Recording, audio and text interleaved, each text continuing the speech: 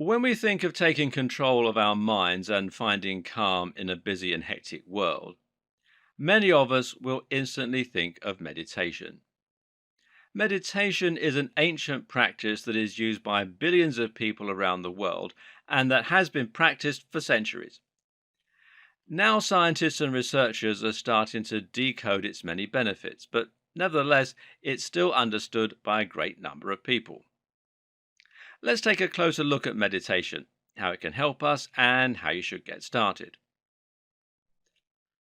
Perhaps a good place to start is to answer the question, what is meditation? While many people think of meditation as a way to achieve enlightenment, to recreate the effects of hallucinogenic drugs, or to practice various religions, the reality is that meditation is simply a form of practicing control over your thoughts. It can be all those things, but at its most basic, meditation means trying to focus your thoughts or clear your mind, which is essentially the equivalent of training your attention. So often, our thoughts are reactive. We are constantly being distracted and taken from one experience to the next, whether due to television, to music, or to something else entirely. But when you meditate, you will be actively controlling your thoughts. You will become introspective and you'll start to reflect on the very nature of thought itself. And as you do, you'll learn to remain in control of your thought processes so as to prevent yourself from becoming easily distracted, stressed, angry, or otherwise experiencing inappropriate or unhelpful emotions. This is a highly valuable form of training, and it's one that's particularly relevant in today's fast paced and constantly connected world. Meditation can help us to conquer stress and to improve concentration in a range of tasks. Studies show that meditation can help us to improve our mood, our concentration, our focus, our creativity, and more. It has both immediate effects by providing us with a break from the stress of our internal monologue and helping us to experience theta brainwaves, but it also has long term benefits as we start to learn to better control and understand our own thoughts and emotions. Meditation has even been shown to boost our IQ. That's right, it can actually make you smarter.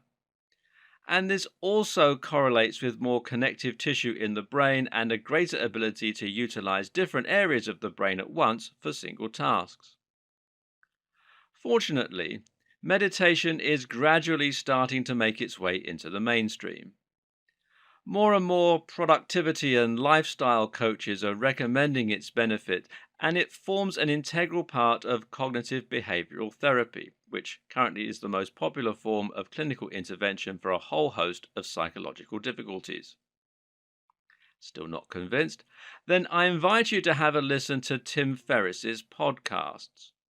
Tim Ferriss is the author of The 4 Hour Work Week and is one of the most influential writers on the net when it comes to topics like fitness, self improvement, productivity, and happiness. His most recent project, the podcast, sees him interviewing a large number of different influential figures. Those include Matt Mullenweg, the creator of WordPress, Maria Popova of Brain Pickings, and Arnold Schwarzenegger, and many, many more. One of the questions he'll often ask them is what their morning routine looks like and if they have any other habits they consider important to their success. What does Tim Ferriss note is the one thing that nearly all his interviewees have in common? They all meditate. So, if you want to be one of the world's most influential entrepreneurs, if you want to be spiritually enlightened, or if you just want to be smarter, then you need to start meditating. But while meditation has benefits across the board, it's also worth noting that some forms of meditation appear to be more effective at promoting specific psychological benefits than others, and this is according to a study from the National University of Singapore. If you want to get the best benefits from meditation, then you need to choose the right type to get started with. Here's what the study found when comparing Theravada and Vajrayana meditation. In the study from the National University of Singapore, it was found that Theravada meditation is more effective than Vajrayana for promoting relaxation and calmness. Studies measured activities of the parasympathetic nervous system, the prime purpose of which is to promote calmness, while practitioners were deep in meditation. Those using Vajrayana, meanwhile, were found to activate their sympathetic nervous systems, which controls the fight or flight response. In short, this would lead to elevated heart rate, focus, and arousal. This is a particularly interesting finding, as conventionally we view meditation as a means to calm ourselves and relax. After the participants had engaged in their meditative practices, both groups were then asked to take cognitive tests, and it was found that the Vajrayana group were able to boost their performance considerably from a single session. This demonstrates the broadness of the term meditation, and it shows that different types of meditation have different specific advantages. In this scenario, you might decide to use Vajrayana meditation to psych yourself up for a competition or to prepare for an interview. Then use Theravada meditation to calm down afterwards or to chill out before bed. As you can see, the type of meditation you use is a very important factor in determining the outcome. Likewise, you'll probably find that some forms of meditation are more accessible and enjoyable than others, depending on your own goals, your experience, and your interests. The question then becomes where to start. Well, keep watching and we'll look at some different types of meditation and some different terms. Bear in mind that you don't have to stick rigidly to any one of these, and actually you can create your own kind of meditation by just setting your own goals. Nevertheless, any of these will provide you with a good starting point to do more of your own research and to start practicing the art of meditation. Now, the first is mindfulness. Mindfulness, also called vipassana, is a type of meditation that comes from Buddhism. It's also the form of meditation that's perhaps the most widely used in the Western world today. A good example being its use within CBT, and this is something we're going to come to in much more detail in subsequent videos. Essentially, the goal in mindfulness is to be aware and to be present of your own thoughts and to reflect on them. This form of meditation doesn't encourage you to try and empty your mind then, but rather the objective is simply to let your thoughts drift by like clouds in the sky. What this allows you to do is to become more aware of what thoughts you actually tend to have, thereby being better able to spot negative thought patterns, etc., that might be causing you problems. This type of meditation has also been shown to reduce anxiety, almost as effectively as anxiety reducing drugs. Perhaps the biggest advantage of mindfulness, though, is that it's not as challenging as trying to completely empty your mind of thoughts and thus provides a great starting point for those interested in learning. And then there's Zazen.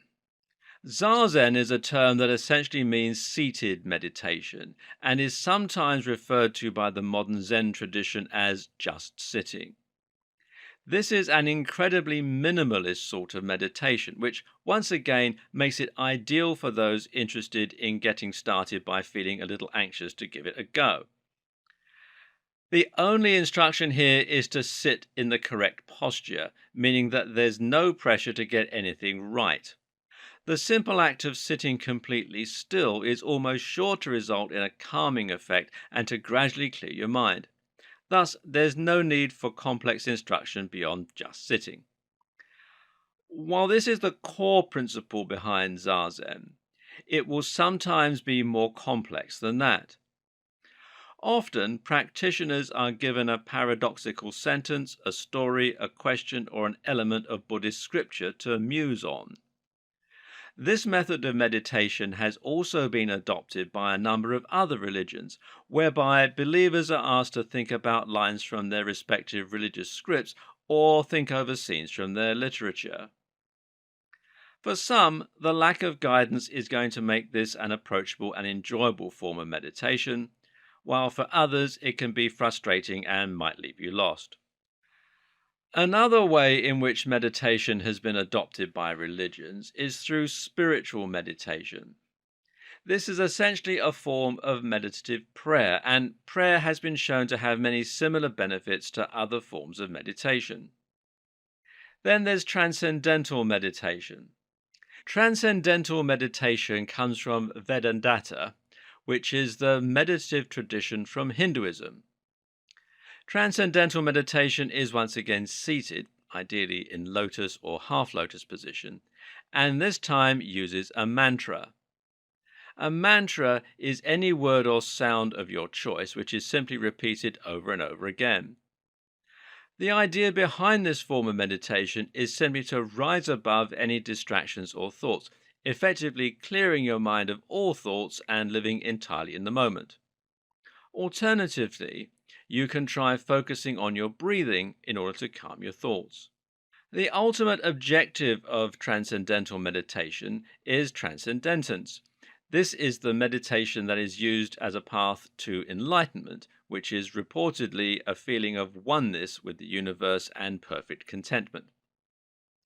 In reality, it's likely that enlightenment is merely a brain state achieved by relaxing areas of the brain and thus getting them to shut down. This is something that takes years to master, though, and is highly elusive. If you use transcendental meditation with the sole object of reaching this kind of state, you're likely to be disappointed. That said, though, if you can reach this state, the effect is something similar to being on drugs or having a stroke. It's completely mind bending, but not damaging in the same way that those other examples are. You lose the ability to distinguish time and to distinguish your own body in a physical space as those areas of your brain close down. If you want to have an end goal, then this is certainly something interesting to aim for. When done correctly, transcendental meditation is an ideal way to relax and to move your thoughts away from stress. It can be used to calm the heart rate and is a fantastic coping mechanism if you suffer with anxiety. It's also quite difficult, though, and many people give up after becoming frustrated at the inability to quiet their inner voice. The secret to success is to go easy on yourself and not to force it. Next is focused meditation. As with transcendental or mantra meditation, focused meditation involves the practice of trying to completely clear your thoughts by focusing on something else. Mantra meditation is one form of focused meditation, but you could alternatively try focusing on external stimuli, like the sound of a river or a piece of meditative music, or even on something like a candle flame. Guided visualization is a form of meditation wherein the practitioner visualizes a scenario or environment. The guided part of this process involves listening to a recording which will often describe the scene that you're in. This kind of meditation is great for relaxing and for moving your thoughts away from the hustle and bustle of daily life before you achieve the ability to block out your surroundings through other forms of meditation. If you're feeling stressed and you want to immediately calm down, then guided visualization is a useful tool. However, it doesn't require the same discipline as other forms of meditation and so is not likely to help develop your ability to focus or to calm yourself in the same way. In movement meditation, you relax your mind while focusing on your body and moving through a range of gentle movements. A great example of this is Tai Chi Chuan, which is a martial art practiced incredibly slowly, involving a set of gentle movements. While it takes time to learn something like a Tai Chi set, you can practice movement meditation by using a dance routine or even by gently swaying from side to side. Vipassana is insight meditation. Vipassana is Theravada meditation, Theravada being a branch of Buddhism. This is meditation that involves close attention to sensation, with the goal being to discover the nature of existence. This form of meditation comes from Buddhism, and it was believed to be the type practiced by the Buddha himself. To practice this form of meditation, you sit down and then focus on your abdomen and feel the way the breathing moves your stomach. Likewise, be aware of the other sensations throughout your body, trying to remain focused and calm simultaneously.